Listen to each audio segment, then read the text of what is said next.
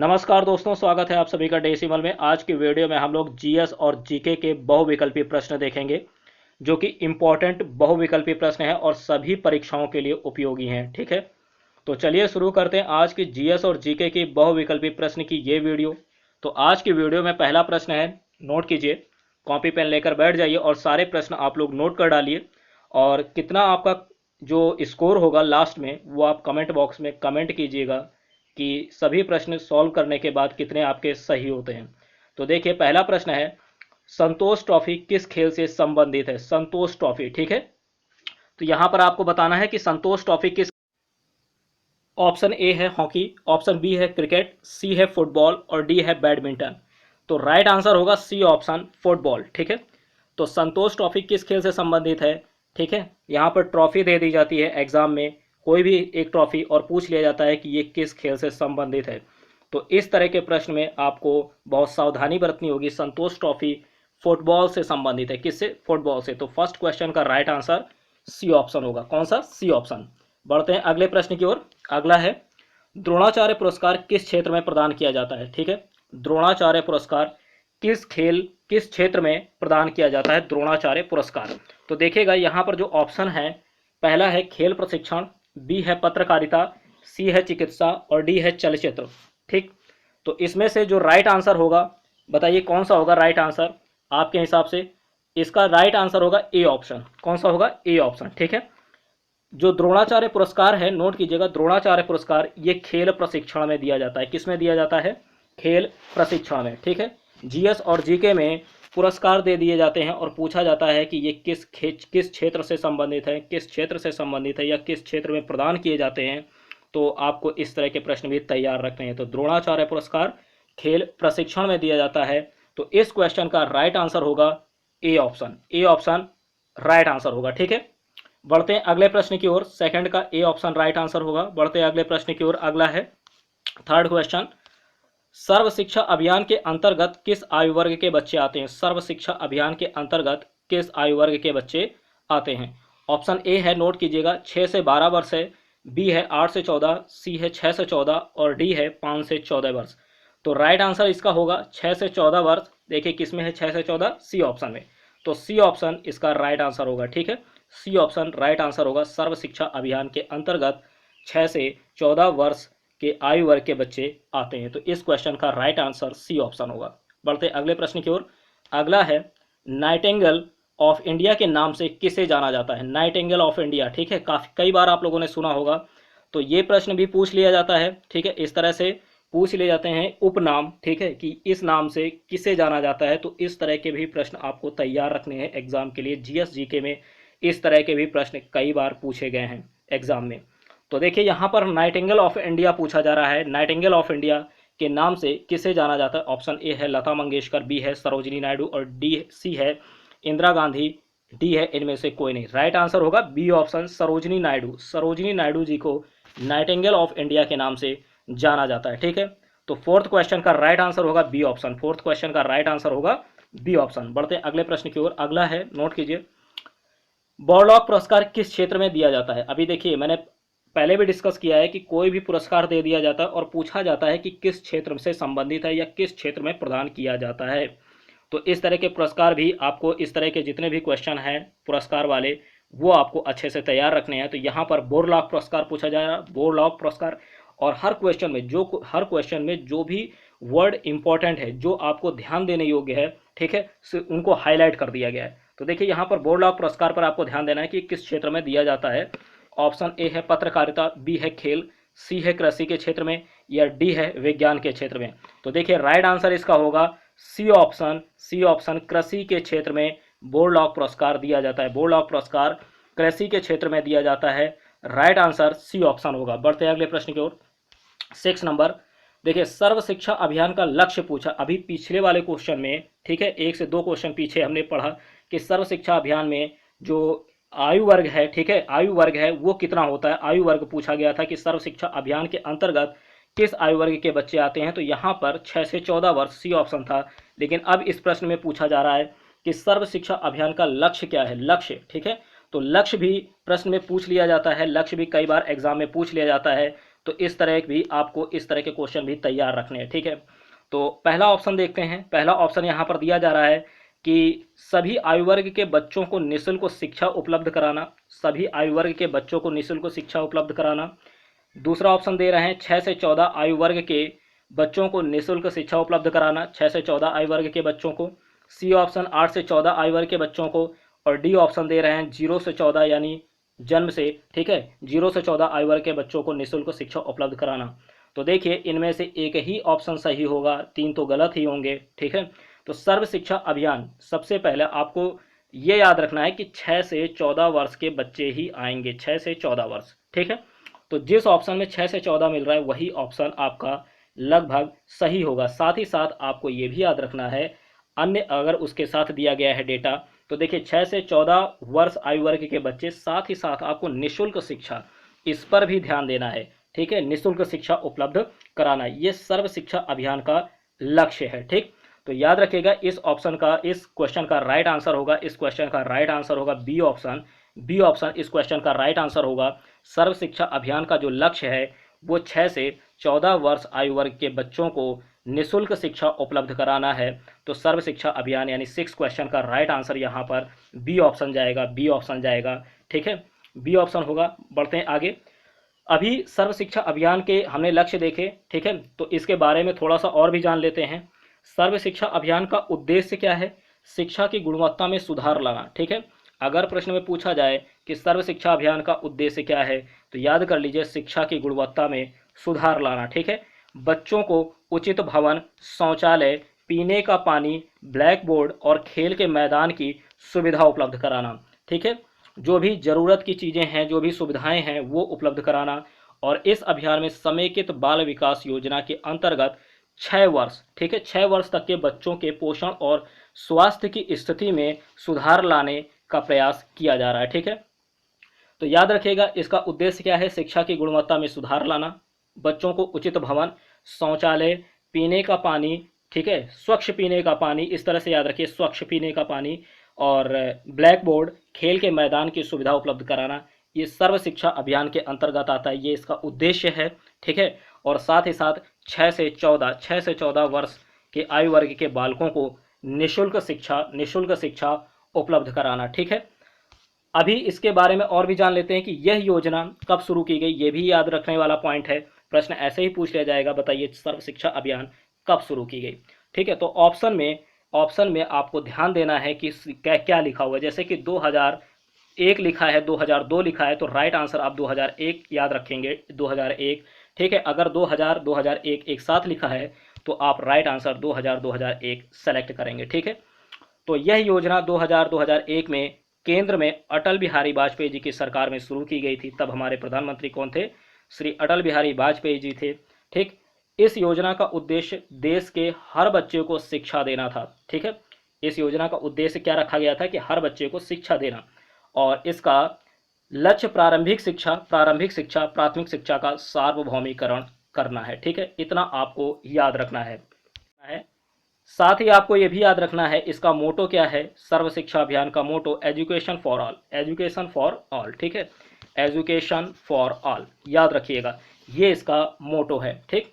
और कब शुरू की गई थी? तो 2001 में। तब प्रधानमंत्री कौन थे? श्री अटल बिहारी वाजपेयी जी, ठीक है। इतना फैक्ट आपको याद रखना है सर्व शिक्षा अभियान से, ठीक है। स्टार्टिंग में ही मैंने बताया कि विथ VIMP फैक्ट्स, जो भी इसके इम्पोर्टेंट फैक्ट्स हैं MCQs के, उसके साथ हम लोग डिस्कस करेंगे हर एक MCQ को, ठीक है। बढ़ते हैं आगे, जो डिस्कस करने लायक होगा, ठीक है, उसको। तो चलिए देखते हैं अगला क्या है। भारत में प्रथम न्यूक्लियर रिएक्टर का नाम क्या है? भारत में प्रथम की बात कर रहे हैं, ठीक है, प्रथम न्यूक्लियर रिएक्टर। देखिए जो कुछ भी इंपॉर्टेंट है वो हाईलाइट कर दिया जाता है, ठीक। प्रथम न्यूक्लियर रिएक्टर का नाम क्या है? ऑप्शन है आर्यभट्ट, बी है परम, सी है अप्सरा और डी है पूर्णिमा। तो राइट आंसर क्या होगा? राइट आंसर होगा अप्सरा। तो जो भारत में प्रथम न्यूक्लियर रिएक्टर है इसका नाम अप्सरा है। क्या है? अप्सरा। 7th क्वेश्चन का राइट आंसर सी ऑप्शन। क्या होगा? C option. बढ़ते हैं अगले प्रश्न की ओर। अगला है, नोट कीजिए, अगला है विश्व ओजोन दिवस। देखिए ये तो बहुत पूछा जाता है, अगर कोई सुपर टेट की तैयारी कर रहा है, ठीक है, या यूपी टेट की तैयारी कर रहा है, ठीक है, तो उन लोगों को, या सी टेट की तैयारी कर रहे हैं, तो आप लोग इस तरह जो भी मतलब अन्य एग्ज़ाम में, सभी में खैर पूछा जाता है विश्व ओजोन दिवस, लेकिन इन एग्ज़ाम में UP TET, super TET, C TET, MP TET, REET, Bihar TET, इन सब में तो बहुत ज़्यादा पूछा जाता है। ठीक है, वैसे तो दिवस वाले जितने भी प्रश्न हैं हर एग्ज़ाम में लगभग लगभग पूछ लिए जाते हैं। और विश्व ओजोन दिवस की तो बात ही मत करिए, कई बार प्रश्न पूछा गया है एग्ज़ाम में, कई बार। तो इसको अच्छे से तैयार रखिएगा। विश्व ओजोन दिवस, विश्व ओजोन दिवस कब मनाया जाता है? ऑप्शन है आपके पास 16 सितंबर, 16 अक्टूबर, 16 नवंबर और 15 सितंबर। तो राइट आंसर बताइए इसका क्या होगा? राइट आंसर होगा 8th का ए, 16 सितंबर। ठीक है, तो 16 सितंबर को विश्व ओजोन दिवस मनाया जाता है। 8th का राइट आंसर होगा A option, A option right answer होगा। 16 सितंबर को विश्व ओजोन दिवस मनाया जाता है। अब हम लोग ओजोन दिवस के बारे में थोड़ा सा फैक्ट जान लेते हैं कि 19 दिसंबर 1964 को, नोट कीजिए, 19 दिसंबर 1964 को संयुक्त राष्ट्र महासभा ने ओजोन परत के संरक्षण के लिए 16 सितंबर को अंतर्राष्ट्रीय ओजोन दिवस मनाने की घोषणा की। ठीक है, कब? 19 दिसंबर 1964 को, ये आपको याद रखना है। 19 दिसंबर 1964 को संयुक्त राष्ट्र महासभा ने ओजोन परत के संरक्षण के लिए 16 सितंबर को अंतर्राष्ट्रीय ओजोन दिवस, ठीक है, अंतर्राष्ट्रीय ओजोन दिवस मनाने की घोषणा की थी संयुक्त राष्ट्र महासभा ने। और साथ ही आपको ये भी याद रखना है कि संयुक्त राष्ट्र और 45 अन्य देशों ने ओजोन परत को खत्म करने वाले पदार्थों पर मॉन्ट्रियल प्रोटोकॉल पर 16 सितंबर 1987 में, ठीक है, हस्ताक्षर किए। तो अगर प्रश्न पूछा जाए कि संयुक्त राष्ट्र और अन्य 45 देशों ने ओजोन परत को खत्म करने वाले पदार्थों पर, ठीक है, ध्यान दीजिएगा शब्द पर, ओजोन परत को खत्म करने वाले पदार्थों पर मॉन्ट्रियल प्रोटोकॉल पर 16 सितंबर 1987 को हस्ताक्षर किए। तो पूछा जाए कब हस्ताक्षर किए, तो याद रखिए 16 सितंबर 1987। ठीक है, 16 सितंबर 1987 को।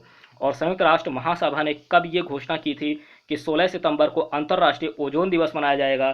तो डेट याद रखिए 19 दिसंबर 1964। जरूरी नहीं है कि पूरी डेट पूछी जाए आपसे, केवल सन पूछा जा सकता है, ईयर पूछा जा सकता है। ठीक है, ईयर पूछा जा सकता है। तो इतना फैक्ट आपको ओजोन दिवस के बारे में याद रखना है। साथ ही साथ आप ये भी याद रखिए कि 16 सितंबर 1987 को संयुक्त राष्ट्र और करीब 45 अन्य देशों ने मिलकर एक मॉन्ट्रियल प्रोटोकॉल पर हस्ताक्षर किए ताकि ओजोन परत को खत्म होने से बचाया जा सके। देखिए यहाँ पर मैंने कहा ना, शब्द पर ध्यान दीजिएगा, ओजोन परत को खत्म होने से बचाया जा सके।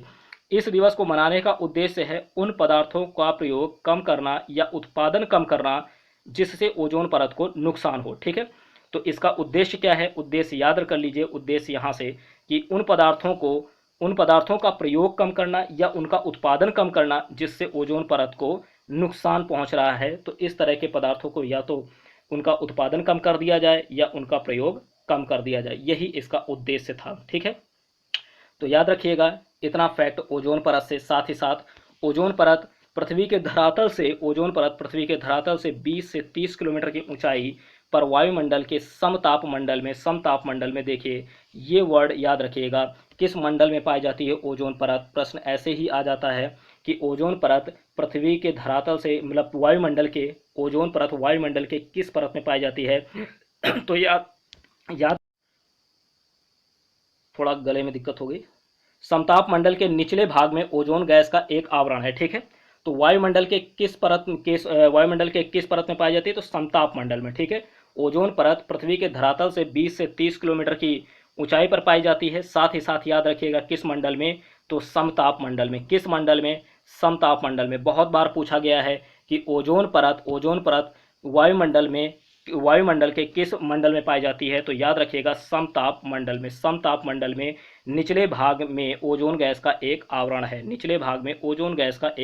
आवरण है। ठीक है, तो समताप मंडल को विशेष तौर पर याद रखिएगा। ठीक है, समताप मंडल को विशेष तौर पर याद रखिएगा। साथ ही साथ पूछा जाता है कि ओजोन परत पृथ्वी के धरातल से कितने किलोमीटर ऊंचाई पर पाई जाती है? तो 20 से 30 किलोमीटर। ठीक है, इतना फैक्ट आपको ओजोन परत के बारे में याद रखना है। ठीक है, काफ़ी इंपॉर्टेंट है ओजोन परत काफ़ी इंपॉर्टेंट है। ठीक, और ये भी बता दूं कि कहीं कहीं 20 से 30 किलोमीटर ना दे करके लगभग 50 किलोमीटर के आसपास, जैसे 20 से 50 भी दे देते हैं, 20 से 35 भी दे देते हैं। ऑप्शन ध्यान दीजिएगा, 20 से 35 भी ऑप्शन में होता है कभी कभी, और 20 से 50 भी होता है। ठीक, तो आपको सही आंसर टिक करते समय ऑप्शन को देखना होगा। ठीक है, तो 20 से 30 वैसे याद रखिए। ठीक, 20 से 30 बढ़ते अगले प्रश्न की ओर। अगला है बिहू नृत्य किस राज्य से संबंधित है? बिहू नृत्य किस राज्य से संबंधित है?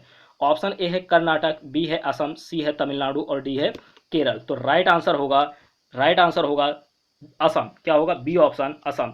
बिहू नृत्य किस राज्य से संबंधित है? तो असम से संबंधित है, याद रखिएगा बी ऑप्शन राइट आंसर होगा। बढ़ते अगले प्रश्न की ओर। अगला है, नोट कीजिए, अगला है 10वां, सीमांत गांधी के नाम से किसे जाना जाता है? अभी नाइटिंगेल ऑफ इंडिया की बात की थी, nightingale of India Sarojini Naidu ji. अब यहाँ पर सीमांत गांधी के नाम से किसे जाना जाता है? ऑप्शन ए है महात्मा गांधी, बी है खान अब्दुल गफ्फार खान, सी है अबुल कलाम आज़ाद और डी है खान साहब। ठीक है, खान साहिब। तो इसका राइट आंसर क्या होगा? बी ऑप्शन होगा, बी ऑप्शन खान अब्दुल गफ्फार खान। खान अब्दुल गफ्फार खान जी को इन्हें सीमांत गांधी के नाम से जाना जाता है। ठीक है, तो इनका उपनाम याद रखिएगा, काफ़ी इंपॉर्टेंट है, कई बार जल्दबाजी में महात्मा गांधी मत लगाइएगा। ठीक है, खान अब्दुल गफ्फार खान जी को सीमांत गांधी के नाम से जाना जाता है। काफ़ी इंपॉर्टेंट प्रश्न है। ठीक, और प्रश्न पूछा भी गया है, प्रश्न पूछा भी गया है कई बार एग्जाम में। बढ़ते अगले प्रश्न पे। अगला है राष्ट्रीय युवा दिवस किस महान व्यक्ति के नाम पर मनाया जाता है? राष्ट्रीय युवा दिवस किस महान व्यक्ति के नाम पर मनाया जाता है? ऑप्शन ए है स्वामी दयानंद सरस्वती, बी है स्वामी देवानंद, सी है स्वामी विवेकानंद और डी है महात्मा गांधी। देखिए यहाँ पर स्वामी दयानंद, स्वामी देवानंद, स्वामी विवेकानंद, तो इस तरीके से जो मिलते जुलते नाम होते हैं एग्जाम में, इस तरह के प्रश्न दिए जाते हैं, इस तरह से ऑप्शन दिए जाते हैं कि थोड़ा सा कन्फ्यूजन हो। ठीक है, कैंडिडेट को आपको सेलेक्ट करते समय, आंसर को सेलेक्ट करते समय काफ़ी सावधानी से वहाँ पर सेलेक्ट करना है आंसर। ठीक है, जल्दबाजी में नहीं। ठीक, काफ़ी आसान क्वेश्चन होता है। राष्ट्रीय युवा दिवस किस महान व्यक्ति के नाम पर मनाया जाता है? तो इसका आंसर होगा स्वामी विवेकानंद, स्वामी विवेकानंद। ठीक है, तो इस क्वेश्चन का 11वें क्वेश्चन का राइट आंसर सी ऑप्शन होगा, स्वामी विवेकानंद जी के नाम पर राष्ट्रीय युवा दिवस मनाया जाता है। ठीक है, बढ़ते अगले प्रश्न की ओर। तो 11th का सी ऑप्शन सही होगा। बढ़ते अगले प्रश्न की ओर। अगला है 12 नंबर, भारत में पहला मुक्त विश्वविद्यालय कहाँ स्थापित किया गया? तो ऑप्शन ए है तमिलनाडु, बी है चेन्नई, सी है हैदराबाद और डी है दिल्ली। तो राइट आंसर होगा सी ऑप्शन हैदराबाद में। भारत में पहला, देखिए पहला मुक्त विश्वविद्यालय पूछा गया है, पहला मुक्त विश्वविद्यालय। ठीक है, ये हैदराबाद में स्थापित हुआ था भारत में पहला मुक्त विश्वविद्यालय। तो 12 क्वेश्चन का राइट आंसर होगा हैदराबाद। क्या होगा? हैदराबाद। अगला क्वेश्चन, ऑपरेशन ब्लैक बोर्ड संबंधित, ऑपरेशन ब्लैक बोर्ड संबंधित। ऑप्शन ए है शिक्षा से, बी है चिकित्सा से, सी है खेल से और डी है पत्रकारिता से। सी ऑप्शन, इसका ए ऑप्शन शिक्षा से संबंधित था ऑपरेशन ब्लैक बोर्ड। याद रखिएगा, ऑपरेशन ब्लैक बोर्ड शिक्षा से संबंधित। ठीक, तो इस क्वेश्चन का राइट आंसर ए ऑप्शन होगा, ए ऑप्शन। बढ़ते हैं अगले प्रश्न की ओर 13 के बाद। अब 14 नंबर, सत्यमेव जयते कहाँ से लिया गया? सत्यमेव जयते, वेरी इंपॉर्टेंट, सत्यमेव जयते कहाँ से लिया गया है? ठीक, तो इस क्वेश्चन को देखिए कई बार ये प्रश्न भी पूछा गया, सत्यमेव जयते कहाँ से लिया गया है? तो इस ऑप्शन देखिएगा जरा पहले, अर्थशास्त्र, महाभारत, अर्थशास्त्र, महाभारत, रामायण या मुंडकोपनिषद। मुंडक उपनिषद। तो राइट आंसर तो डी ऑप्शन होगा, मुंडक उपनिषद, मुंडक उपनिषद। ठीक है, सत्यमेव जयते कहाँ से लिया गया है? मुंडक उपनिषद से लिया गया। इस क्वेश्चन का राइट आंसर डी ऑप्शन होगा, डी ऑप्शन। बढ़ते अगले प्रश्न की ओर। अगला है 15वां नंबर, 15 नंबर है, ध्वज गीत की रचना किसने की? ध्वज गीत की रचना किसने की? आपको यहाँ पर विशेष ध्यान देना है। देखिए इस प्रश्न में राष्ट्रगान की बात की गई है, राष्ट्रगान की बात की गई है 16 नंबर में, और ध्वज गीत की बात 15 नंबर में की गई है। तो आपको याद रखना है कि ध्वज गीत की रचना किसने की है। अभी ऑप्शन में जल्दबाजी मत करिएगा। ऑप्शन है श्यामलाल गुप्ता पार्षद, बी है रामधारी सिंह दिनकर, सी है सत्येंद्र नाथ ठाकुर और डी है माखनलाल चतुर्वेदी। तो देखिए जब ध्वज गीत पूछा जाए, ध्वज गीत, तो राइट आंसर होगा श्यामलाल गुप्ता पार्षद। ध्यान दीजिएगा शब्द पर, ध्वज गीत, ध्वज गीत की रचना किसने की? तब राइट आंसर होगा श्यामलाल गुप्ता पार्षद। श्यामलाल गुप्ता पार्षद ने ध्वज गीत की रचना, ध्वज गीत की रचना की है। ठीक है, तो इस क्वेश्चन का 15वें क्वेश्चन का राइट आंसर ए ऑप्शन होगा। अभी ध्वज गीत की बात की इस क्वेश्चन में, अब हम लोग बात करेंगे राष्ट्रगान की। ठीक है, तो कंफ्यूजन मत कर रखना, वहां पर आपको ध्वज गीत वाले प्रश्न में ध्यान दीजिए। ध्वज गीत वाले प्रश्न में आपको श्यामलाल गुप्ता भी ऑप्शन में दे देंगे कंफ्यूज करने के लिए, साथ ही साथ रविन्द्रनाथ टैगोर जी का भी नाम दे देंगे। तो ध्वज गीत श्यामलाल गुप्ता पार्षद जी की रचना है। और जो राष्ट्रगान है, राष्ट्रगान के रचयिता कौन है?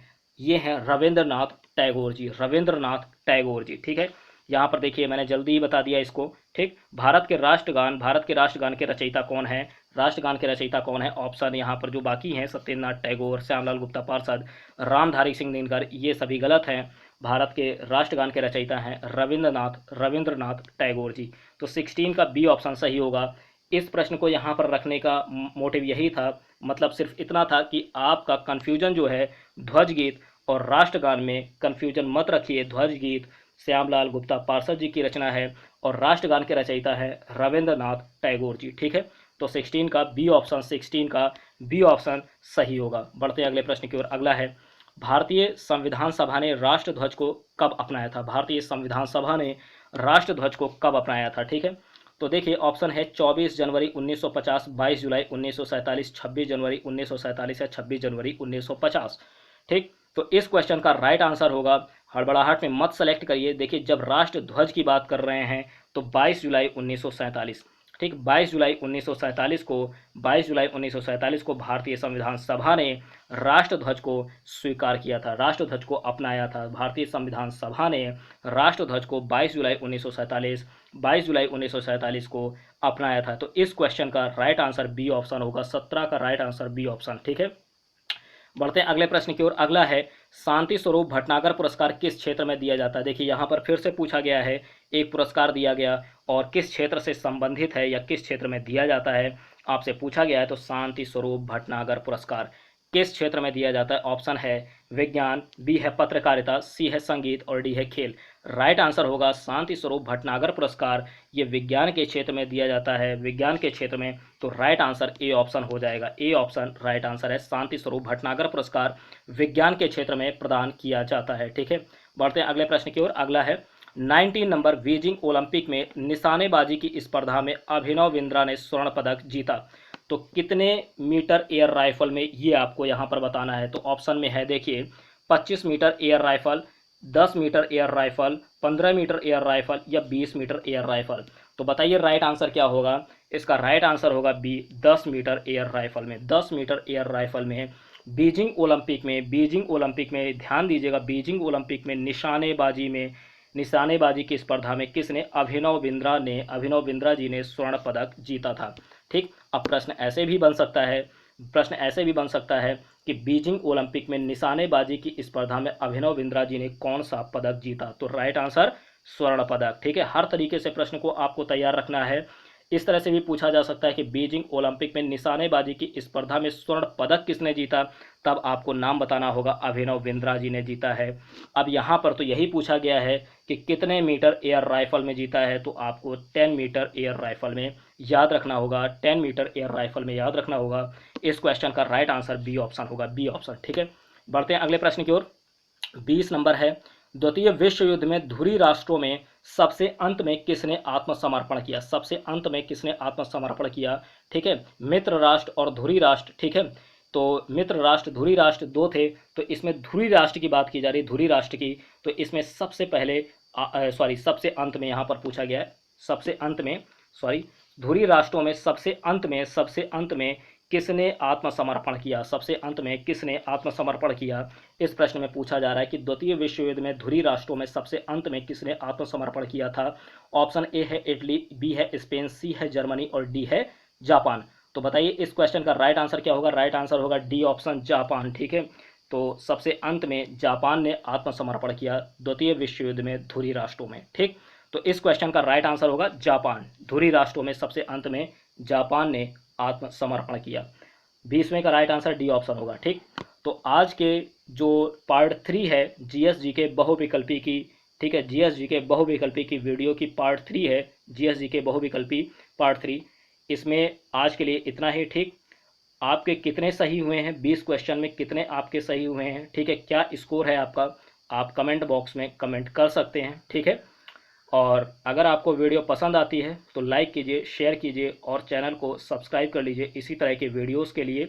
साथ ही साथ अगर आपको वीडियोस पसंद आती हैं, आपको ये वीडियो पसंद आती हैं, तो साथ ही साथ आप अन्य प्लेलिस्ट देख सकते हैं, जैसे कि करंट अफेयर की भी है। ठीक है, सुपर टेट लाइनर्स की आपको प्लेलिस्ट मिल जाएगी। साथ ही साथ आपको फैक्ट फॉर टेट की भी प्लेलिस्ट मिल जाएगी।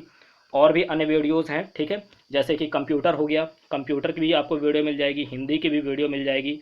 तो आप लोग चैनल को एक बार देखें, ठीक है, विजिट करें चैनल पर, और आप लोगों को लगभग लगभग सभी सब्जेक्ट्स की वीडियो यहाँ पर मिलेंगी, ठीक है। तो अगर वीडियो आपको पसंद आती है तो लाइक कीजिए, शेयर कीजिए, और साथ ही साथ चैनल को सब्सक्राइब कर लीजिए। इसी तरह की वीडियोज़ के लिए मिलते हैं अगली वीडियो में, तब तक के लिए धन्यवाद।